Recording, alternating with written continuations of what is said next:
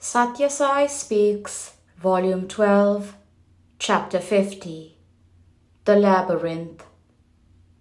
The real and the unreal that appears to the ignorant as real are not two distinct things. One is the absence of the other, that is all. The absence of reality cannot be an unreal thing. The absence of light cannot be raised to the level of a distinct thing called darkness. There is only one. It appears as two. In order to explain this, Brahmasri Mudigonda Pichaya Shastri gave a good example. He spoke of a red-hot cinder which burns the hand since fire has entered into the piece of coal. So too, when the ego enters the jiva, individual being, the ego develops attributes and appears many-faced. But just inquire how the coal itself came into being. That too was a result of the fire. The jiva itself was manifested since the feeling of aham, ego, arose in the nirguna Brahman, the attributeless, desireless universal. The Shastri also spoke of the difficulties involved in releasing the jiva from the clutches of the ego. He said it is like separating the heat from the red-hot cinder. It has become part and parcel of the coal, but by the process of cooling, the coal can again rid itself of the heat that informed every particle of its substance.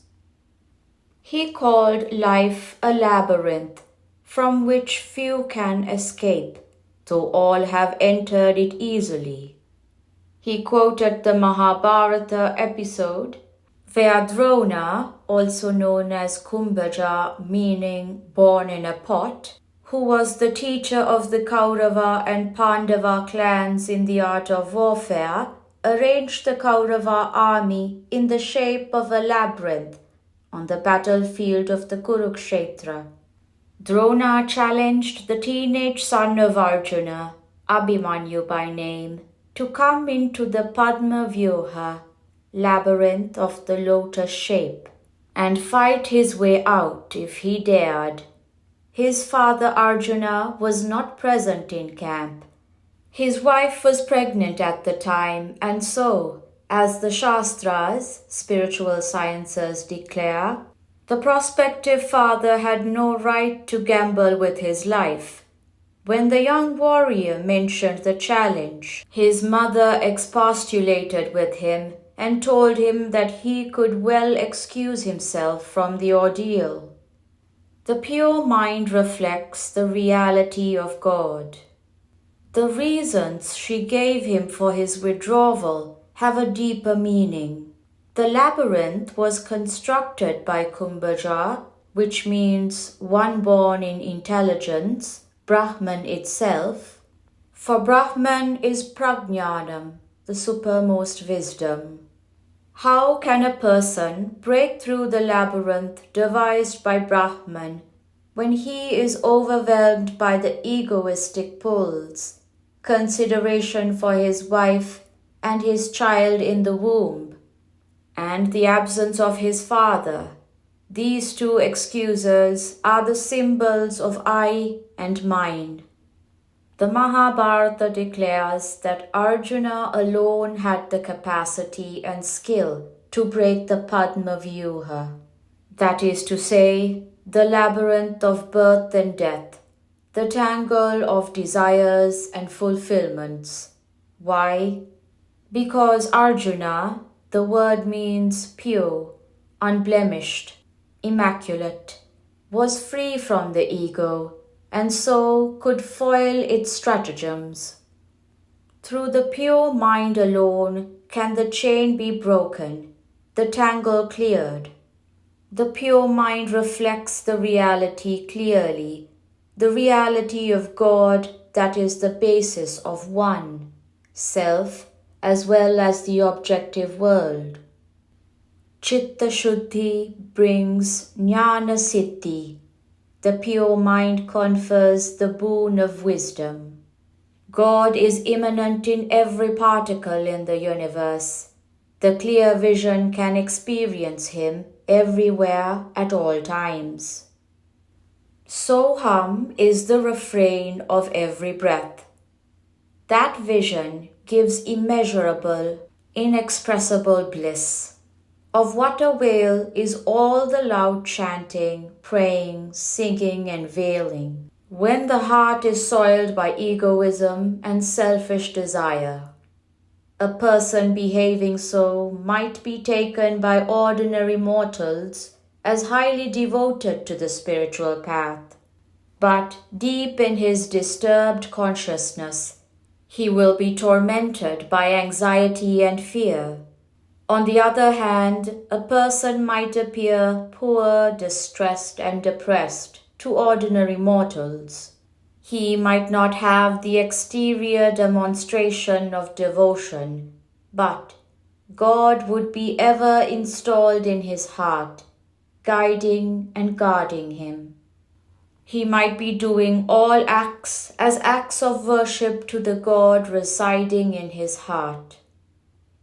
The bird in this physical cage wherein man is imprisoned is always, from the moment of birth to the moment of death, chirping Soham, declaring that in reality the Jiva, embodied soul, and Deha, body, are one.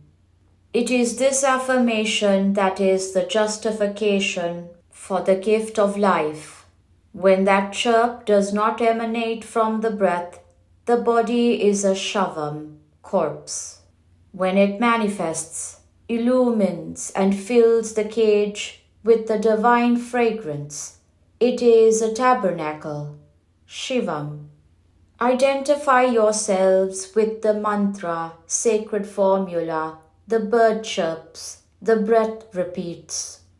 You might forget any other sadhana, spiritual discipline, or any other duty to yourself, but the breath never, even for a moment, forgets this sadhana, reminding you of your innate reality, namely Sa, He. I am He is I. That is the refrain of every breath. What deeper instruction, what greater inspiration do you require to keep you on an even keel of equanimity? Faith in God must be constant and firm. A devotee once lamented, saying, "O God, you have forgotten me." This is never possible. It is the devotee who forgets that he is the child of God, that God is his never-failing friend and guide. God is all knowledge, all power, all mercy. Faith in God has to be constant, firm in the face of every challenge by fate or fortune.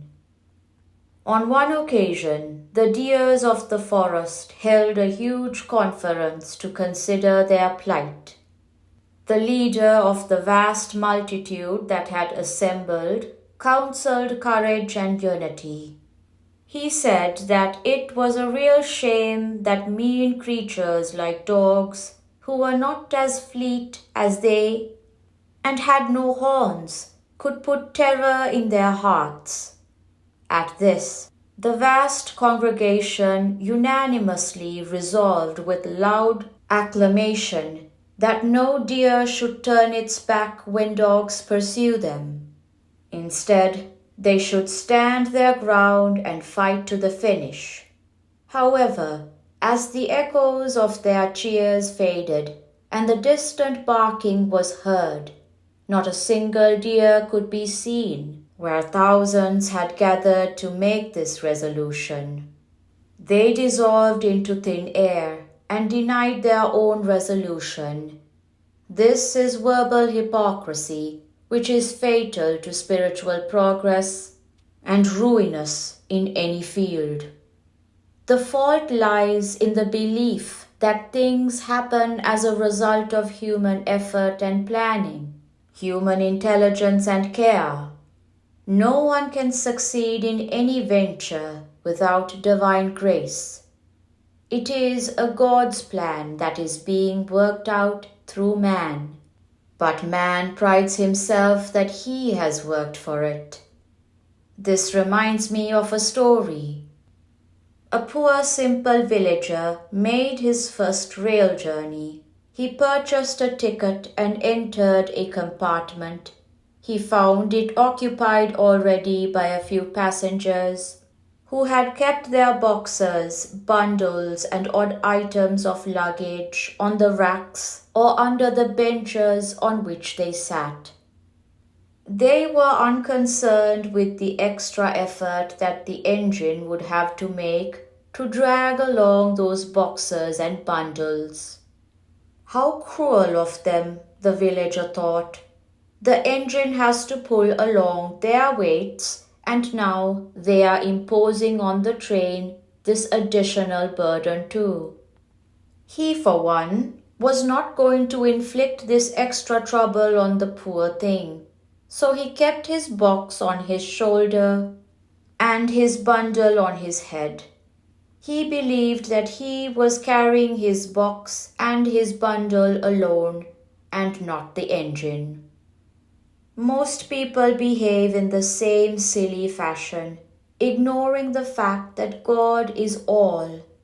Man is but an instrument in God's hands for the execution of His plan. Faith in this fact is the key to peace and joy. Prashanti Nilayam, October 23rd, 1974. Desire destroys devotion. Anger destroys wisdom. Greed destroys work. Hence, these bad qualities must be sacrificed.